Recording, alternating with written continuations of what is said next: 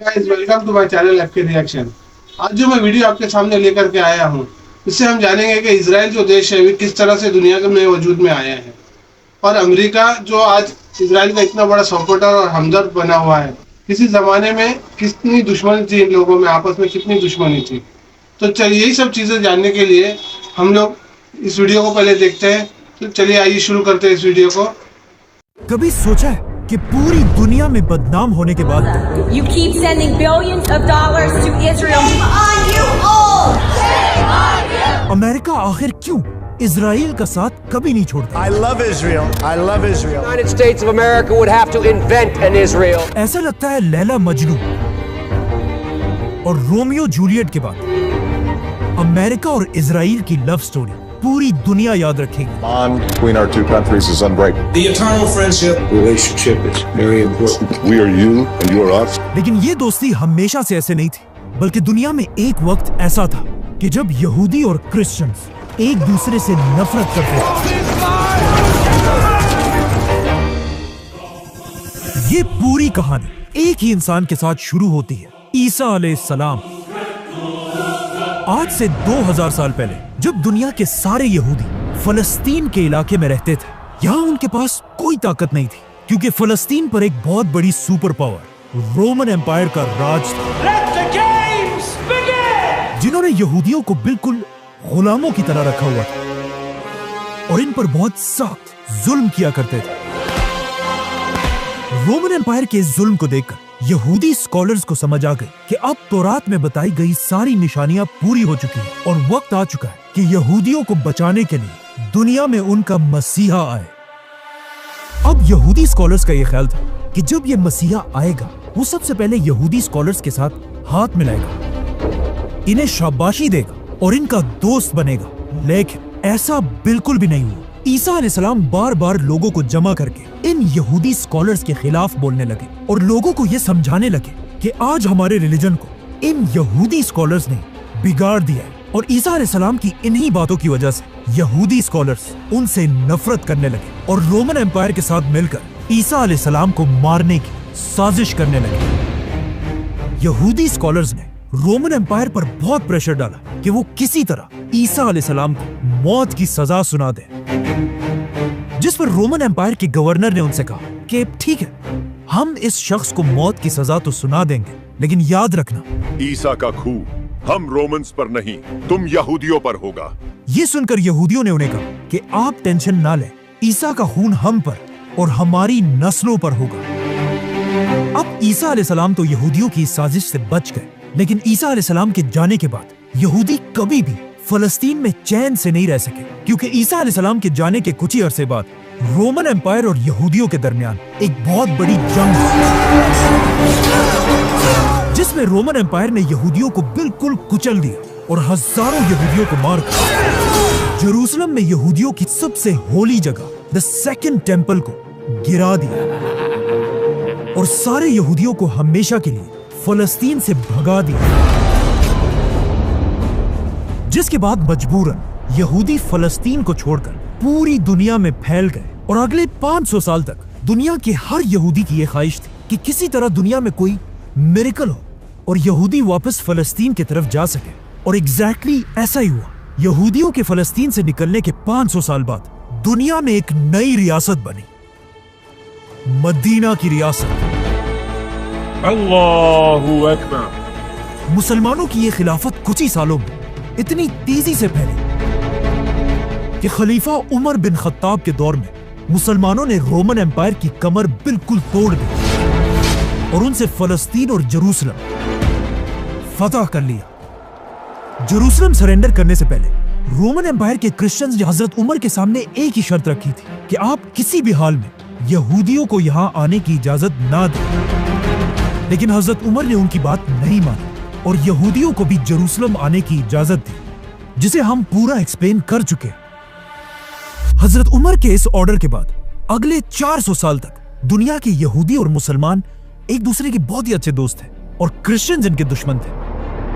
लेकिन 400 साल तक फलस्तीन पर हुकूमत करने के बाद फलस्तीन को मुसलमानों के हाथों से छीन लिया गया। हुआ यह कि यूरोप में एक नया पोप आया, पोप अर्बन।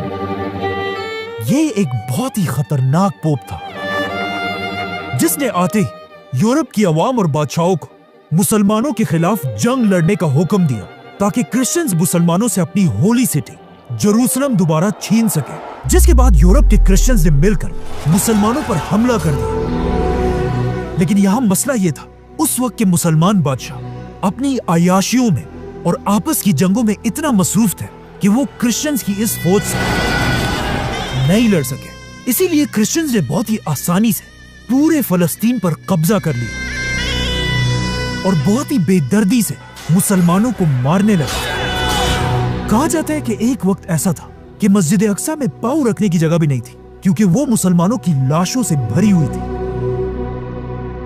अब क्रिश्चियंस की जंग तो मुसलमानों के साथ थी, लेकिन वो मुसलमानों से ज्यादा नफरत यहूदियों से करते थे क्योंकि इन्हीं यहूदियों ने बहुत साल पहले क्रिश्चियंस के खुदा जीसस क्राइस्ट को मारने की साजिश की थी। तो क्रिश्चियंस मुसलमानों को मारने के साथ साथ यहूदियों का भी पीछा करने लगे, जिसे देखकर यहूदियों के बच्चे और औरतें इन क्रिश्चियन से भागकर अपने टेम्पल्स और सिनेगॉग्स में छुप गए।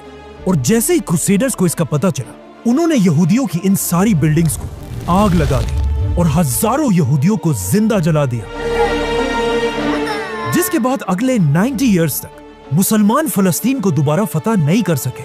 आखिर दुनिया में मुसलमानों का एक नया लीडर आया, सलाहुद्दीन अय्यूबी, वालेकुम सलाम, जिन्होंने दुनिया के मुसलमानों को दोबारा यूनाइट करके फलस्तीन पर एक बार फिर हमला किया। और इस हमले में दुनिया के सारे यहूदियों ने मिलकर सलाहुद्दीन अय्यूबी को सपोर्ट किया। यहां तक कि दुनिया के सबसे बड़े यहूदी scholar Maimonides, one of the greatest Jewish scholars of all time, Salahuddin Ayyubi के साथ इस जंग में शामिल थे और उनके पर्सनल डॉक्टर थे। जिसके बाद सलाहुद्दीन ने ऑफ कोर्स फलस्तीन को दोबारा फतह किया और इस तरह एक बार फिर मुसलमान और यहूदी अमन और सुकून के साथ रहने लगे। और सिर्फ फलस्तीन में नहीं बल्कि दुनिया में जहां भी मुसलमानों की हुकूमत थी, यहूदी वहां बहुत ही इज्जत की जिंदगी गुजारते थे और हमेशा क्रिश्चियन से दूर रहने की कोशिश करते थे। दुनिया के सबसे ताकतवर यहूदी फलस्तीन में नहीं बल्कि मुसलमानों की एक दूसरी हुकूमत उंदलस, स्पेन में थे। स्पेन एक जमाने में मुसलमानों का सबसे रिच और ताकतवर इलाका था, जहां मुसलमानों की 800 साल से हुकूमत थी और मुसलमानों से स्पेन छीनना इम्पॉसिबल था।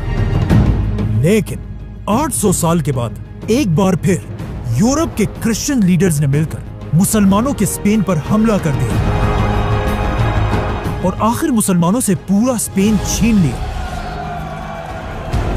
उंदलस, स्पेन को फतह करने के बाद क्रिश्चियन लीडर्स ने मुसलमानों और यहूदियों को दो ऑप्शंस दिए, या तो अपने रिलीजन्स को छोड़कर क्रिश्चियन बनो और या स्पेन को छोड़कर हमेशा के लिए यहां से निकल जाओ। तो ऑफ कोर्स अपना रिलीजन तो मुसलमानों और यहूदियों ने नहीं छोड़ना था। तो अब ये सब कंफ्यूज थे कि स्पेन को छोड़कर कहां जाए। ये देखकर उस वक्त के उस्मानिया सल्तनत के बादशाह सुल्तान बयाज़िद ने मुसलमानों और यहूदियों को दावत दी कि वो स्पेन को छोड़कर उस्मानिया सल्तनत की तरफ आए, जहां उस्मानिया सल्तनत के बादशाह उनका अच्छा ख्याल रखेंगे। अब यहाँ पर एक क्वेश्चन है कि अगर दुनिया के मुसलमान और यहूदी अभी सिर्फ 500 साल पहले तक एक दूसरे के इतने अच्छे दोस्त थे, तो फिर दरमियान में ऐसा क्या हुआ कि यहूदी और क्रिश्चियंस एक साथ मिलकर मुसलमानों के दुश्मन बन गए? ये समझना बहुत ही इंपॉर्टेंट है। इसके कुछ ही अरसे बाद जब कोलंबस ने अमेरिका डिस्कवर किया, आहिस्ता आहिस्ता यूरोप और अमेरिका की इकोनॉमी बहुत तेजी से आगे बढ़ने लगी। ये देखकर मुसलमान इलाकों में रहने वाले यहूदी भी पहली बार यूरोप की तरफ शिफ्ट होने लगे, जहां उन्होंने एक बहुत ही सीक्रेट ऑर्गेनाइजेशन इल्यूमिनाटी बनाई और फिर शैतान और जिन्नात के साथ मिलकर काला जादू करके बहुत सारा पैसा बनाया और फिर इन पैसों से पूरी दुनिया को अपने कंट्रोल में लिया। ऐसा कुछ भी नहीं हुआ, ये सब बस कहानियां हैं। अगर जादू से पैसे बनने होते तो दुनिया का सबसे अमीर आदमी इलॉन मस्क नहीं बल्कि कोई बाबा होता। लेकिन अगर जादू और जिन्नात से यहूदियों ने मदद नहीं ली, तो फिर कैसे यहूदियों ने पूरी दुनिया की इकोनॉमी को अपने कंट्रोल में लिया? ये बहुत ही इंटरेस्टिंग स्टोरी है। जब यहूदी मुसलमान इलाकों को छोड़कर आहिस्ता आहिस्ता यूरोप की तरफ शिफ्ट होने लगे, वहां यूरोप के क्रिश्चियंस अब भी यहूदियों से सख्त नफरत करते थे इसीलिए इन यहूदियों को कंट्रोल में रखने के लिए यूरोप के क्रिश्चियंस ने एक कानून बनाया कि यहूदी यूरोप में रह तो सकते हैं, लेकिन यूरोप की जमीनें नहीं खरीद सकते। और साथ ये भी कहा कि यहूदी यूरोप की पॉलिटिक्स और फौज से हमेशा दूर रहेंगे। तो ऑफ कोर्स अब यहूदियों के पास यूरोप में सिर्फ एक ही काम बचा था, बिजनेस। जिसके बाद यूरोप के सारे यहूदी बड़े बड़े ट्रेडर्स और बिजनेसमैन बनने लगे। इस तरह यहूदियों के पास आहिस्ता आहिस्ता बहुत सारा पैसा जमा हो गया। लेकिन अब मसला यह था कि यहूदी इस सारे पैसे के साथ कोई भी जमीन नहीं खरीद सकते थे और क्रिश्चियंस के सारे पैसे जमीनें खरीदने में खर्च हो जाते थे। तो अब यूरोप में आहिस्ता आहिस्ता ऐसी सिचुएशन बनी कि क्रिश्चियंस का सारा पैसा जमीनों में बंद होने की वजह से उनके पास कोई कैश नहीं होता था। और ऑन द अदर हैंड यहूदी यूरोप में कोई जमीन नहीं खरीद सकते थे, इसीलिए उनके पास बहुत सारा पैसा पड़ा होता था। जिसके बाद यहाँ से क्रिश्चियंस यहूदियों से सूद पर कर्जे लेने लगे। अब यहूदियों के रिलीजन में भी सूद पर कर्जा देना हराम है, लेकिन सिर्फ आपस में एक दूसरे को, बाकी रिलीजन के लोगों के साथ वो कुछ भी कर सकते हैं। इसीलिए यहूदी भर भर कर यूरोप के क्रिश्चियंस को सूद पर कर्जे देने लगे। यहाँ तक कि एक वक्त ऐसा आया कि यूरोप के बड़े बड़े बादशाह भी यहूदियों से कर्जे लेने लगे। उस जमाने में यहूदियों से सूद पर कर्ज लेना इतना आम हो चुका था कि एक फेमस राइटर विलियम शेक्सपियर ने अपनी नॉवेल्स में यहूदियों से सूद पर कर्ज लेने का जिक्र किया है। आखिर यहूदियों ने इस सूद के निजाम से इतना पैसा बनाया कि वो यूरोप के हर शहर में छोटे छोटे बैंक्स बनाने लगे। लेकिन अब जब यूरोप में यहूदी अपनी पावर की पीक पर थे, यहाँ पर एक बहुत बड़ा मसला हुआ। जब भी यूरोप का कोई बादशाह यहूदियों को उनका कर्ज वापस नहीं कर सकता था, तो वो अपने इलाके के सारे यहूदियों को मारकर वहां से भगा देता था, जिससे यहूदियों का बिजनेस काफी खराब हो रहा था। तो अब यहूदी सोचने लगे कि अब उन्हें इन छोटे छोटे बैंकों के बजाय एक सेंट्रलाइज्ड इंटरनेशनल बैंक की जरूरत है। और ऐसा ही हुआ। आखिर जर्मनी के एक ताकतवर यहूदी ने दुनिया का पहला इंटरनेशनल बैंक बनाया और इस यहूदी का नाम था मायर रॉथस्चाइल्ड। रॉथस्चाइल्ड का बैंक कुछ ही सालों में इतना ताकतवर बना कि उसने अपने 5 बेटों को यूरोप के हर सिटी की तरफ भेजा और उन सबको हुक्म दिया कि यूरोप के हर कैपिटल सिटी में जाकर वहां का सबसे बड़ा बैंक बना। ये दुनिया का पहला इंटरनेशनल बैंक था और इसका फायदा ये था कि यूरोप की हर बड़ी सिटी में होने की वजह से यूरोप का कोई भी बादशाह इनका बिजनेस खत्म नहीं कर सकता था, क्योंकि जब भी कोई एक भाई कमजोर होता था, उसके बाकी सारे भाई मिलकर उसे बचा लेते थे। इस रॉथस्चाइल्ड फैमिली के पास इतना पैसा था कि उस वक्त की स्पेनिश एम्पायर, फ्रेंच एम्पायर और ब्रिटिश एम्पायर सब इन्हीं के पैसों से चलती थी। लेकिन रॉथस्चाइल्ड फैमिली को अपनी असल ताकत तब मिली जब यूरोप में एक बहुत बड़ी जंग शुरू हुई। इस जंग को फ्रांस का एक बहुत बड़ा बादशाह नेपोलियन लीड कर रहा था। नेपोलियन की ताकत पूरे यूरोप में बहुत तेजी से फैल रही थी, लेकिन नेपोलियन को सबसे बड़ा नुकसान तब पहुंचा जब रॉथस्चाइल्ड के 5 भाइयों ने नेपोलियन को नहीं बल्कि ब्रिटिश एम्पायर को सपोर्ट किया, जिसके बाद ब्रिटिश एम्पायर ने रॉथस्चाइल्ड फैमिली के पैसों से नेपोलियन को हरा दिया।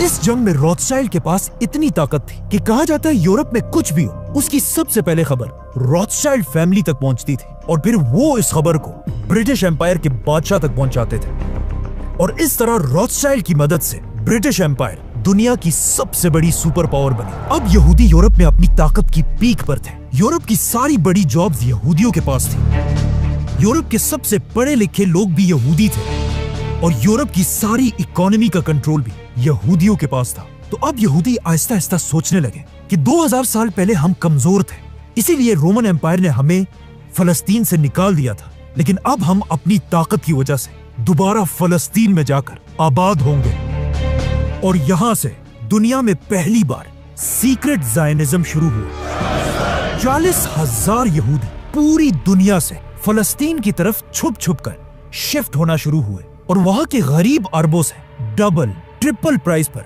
फलस्तीन की जमीनें खरीदने लगे।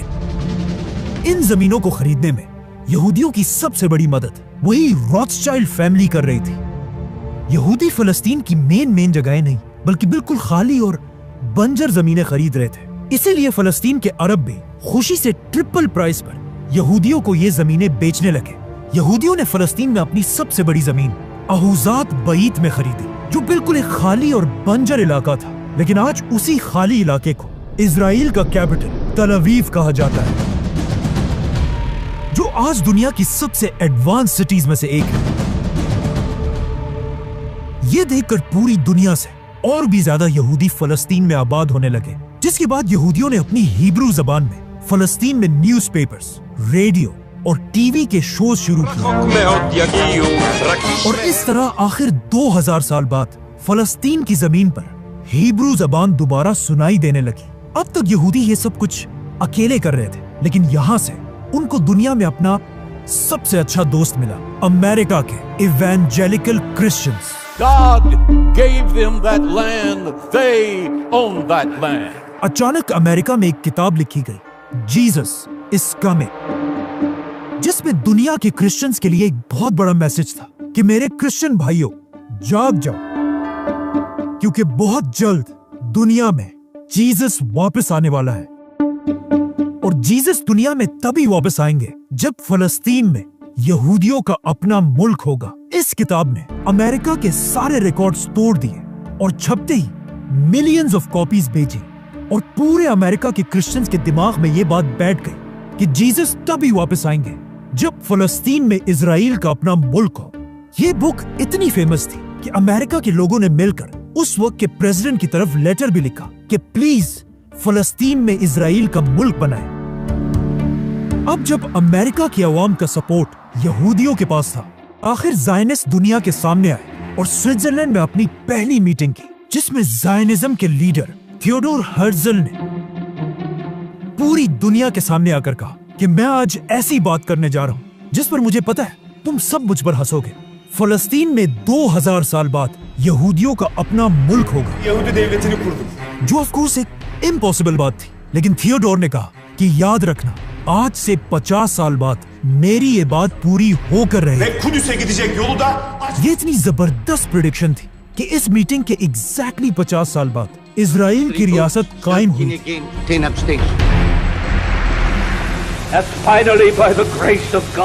ज़ायनिस्ट अपने इस मिशन में इतने कमिटेड थे कि उन्होंने इसी मीटिंग में पहली बार इजराइल का झंडा भी पब्लिश किया।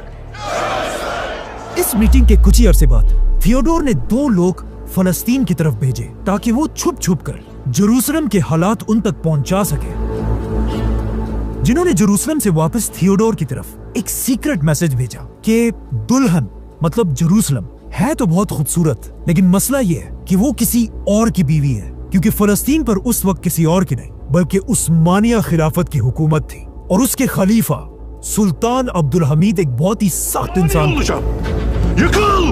इसीलिए थियोडोर हर्ज़ल सीधा उस्मानिया खलीफा से मिलने पहुंचे और उनको एक ऑफर दी कि हम ज़ायनिस्ट उस्मानिया सल्तनत का बहुत बड़ा कर्जा उतार देंगे अगर सुल्तान अब्दुल हमीद फलस्तीन का इलाका यहूदियों को दे दे। लेकिन सुल्तान अब्दुल हमीद ने थियोडोर को जवाब दिया कि अगर तुम लोग मेरे जिस्म के टुकड़े टुकड़े भी करो ना, तब भी मैं फलस्तीन तुम लोगों के हवाले कभी नहीं करूंगा। और यहाँ से उस्मानिया सल्तनत और ज़ायनिस्ट की लड़ाई शुरू हुई। अब ज़ायनिस्ट सीधा जाकर अपने पुराने दोस्त ब्रिटिश एम्पायर से अपने मुल्क की भीख मांगने लगे। अब फलस्तीन में यहूदी मुल्क बनना तो इम्पॉसिबल था, इसीलिए ब्रिटिश एम्पायर ने ज़ायनिस्ट को 2 ऑफर्स दी कि तुम लोग फलस्तीन को छोड़कर युगांडा और अर्जेंटीना में से कोई भी इलाका चूज करो और वहां अपना मुल्क बनाओ।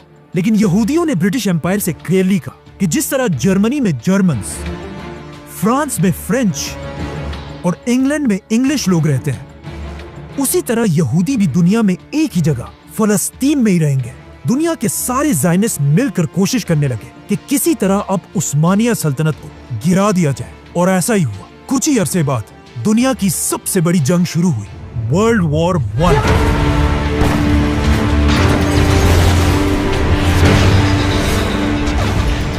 End of course world war शुरू होते ही ब्रिटिश एम्पायर एक बार फिर अपने पुराने दोस्त रॉथस्चाइल्ड फैमिली की तरफ मदद के लिए देखने लगे, और उन्हें खुश करने के लिए ब्रिटिश एम्पायर ने रॉथस्चाइल्ड फैमिली से वादा किया कि अगर इस वर्ल्ड वॉर के बहाने से हमने फलस्तीन उस्मानिया खिलाफत से छीन लिया तो वहां हम आपके लिए इजराइल का नया मुल्क बनाएंगे।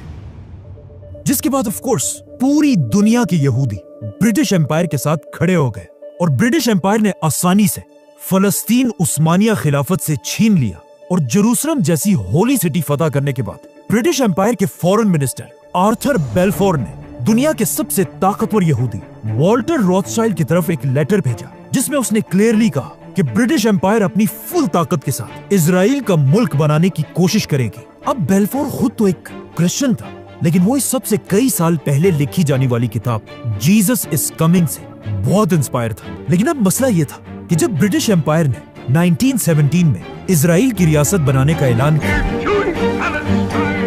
उस वक्त फलस्तीन में सिर्फ 10% यहूदी थे और बाकी 90% मुसलमान थे, जिससे रॉथस्चाइल्ड और बाकी ज़ायनिस्ट को समझ आ गई कि अगर हम इजराइल की रियासत बनाना चाहते हैं तो हमें फलस्तीन में अपनी आबादी बढ़ानी होगी। इसीलिए वर्ल्ड वॉर 1 के बाद पूरी दुनिया से यहूदी फलस्तीन की तरफ तेजी से शिफ्ट होने लगे।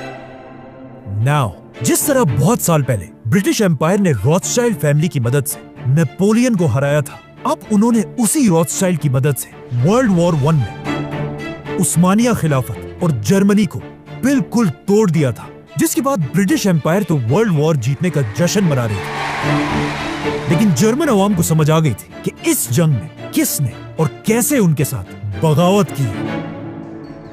असल में इस सबसे बहुत साल पहले रॉथस्चाइल्ड बिजनेस जर्मनी से ही शुरू हुआ था, लेकिन अब जब वर्ल्ड वॉर का टाइम आया तो रॉथस्चाइल्ड जर्मनी को छोड़कर ब्रिटिश एम्पायर को सपोर्ट कर रहे थे, जिससे आहिस्ता आहिस्ता जर्मन अवाम में यहूदियों के लिए गुस्सा बढ़ने लगा और यहाँ से दुनिया में एक नए लीडर की एंट्री होती है, एडोल्फ हिटलर।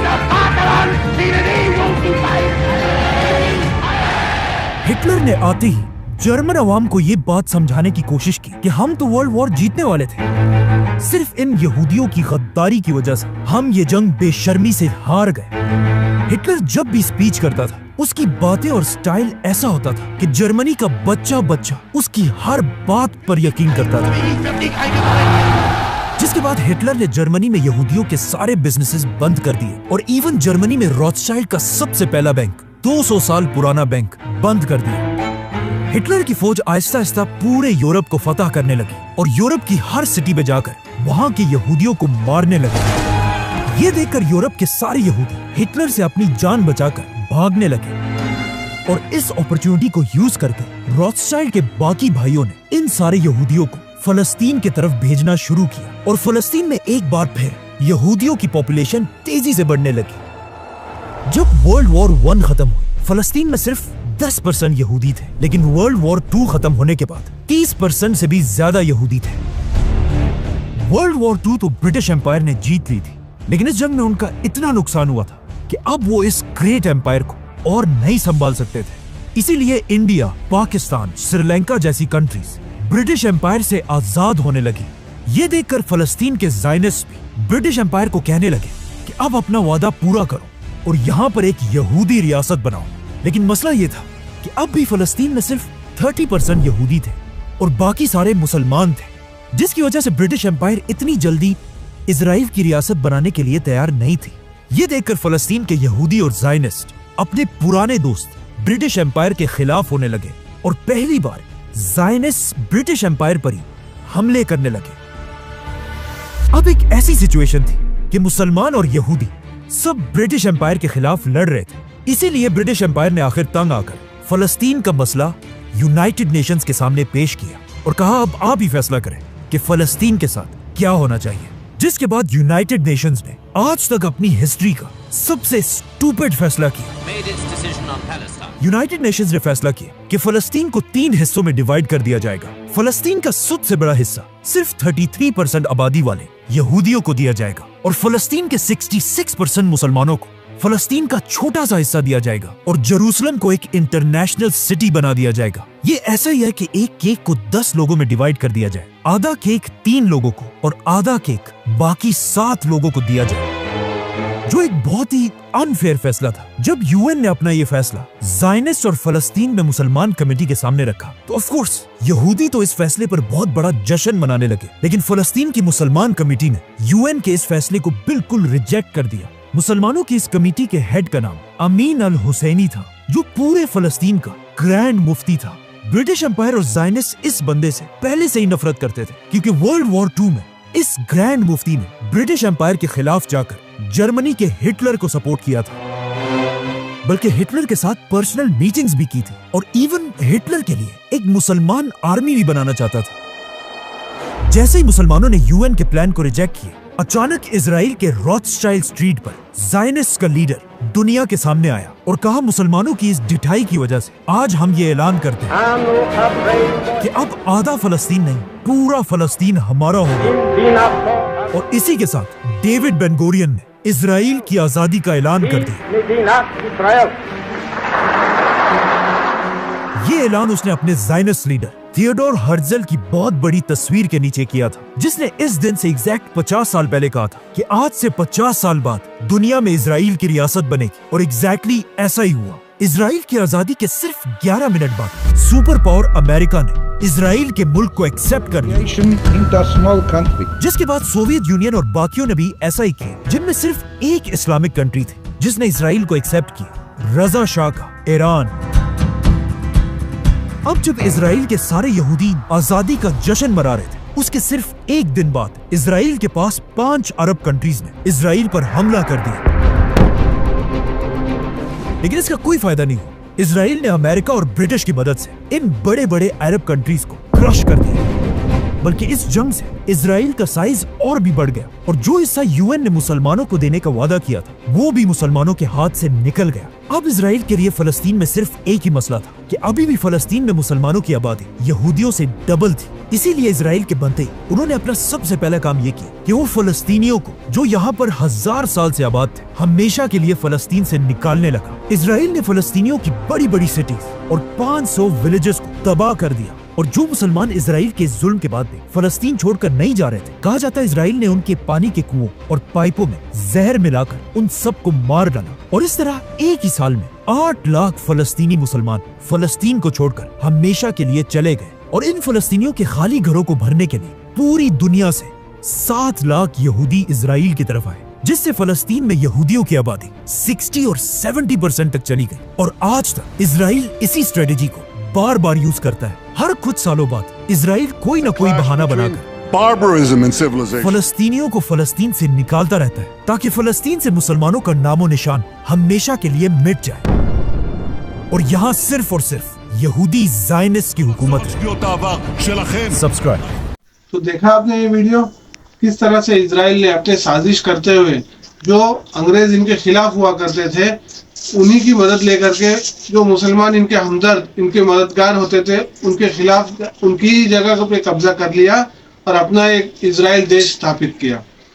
तो आपको इस वीडियो से पता चलेगा कि इजराइल किस तरह से उनके वजूद से लेकर के अब तक का जो हालात इजराइल में चल रहे हैं, ये सारी जानकारी आपको इस वीडियो के माध्यम से मिलेगी। आपको ये वीडियो कैसा लगा प्लीज़ कमेंट करके बताइएगा, और वीडियो अच्छी लगी हो तो लाइक, शेयर और सब्सक्राइब कीजिएगा। फिर मिलते हैं ऐसी किसी वीडियो में, तब तक के लिए जय हिंद।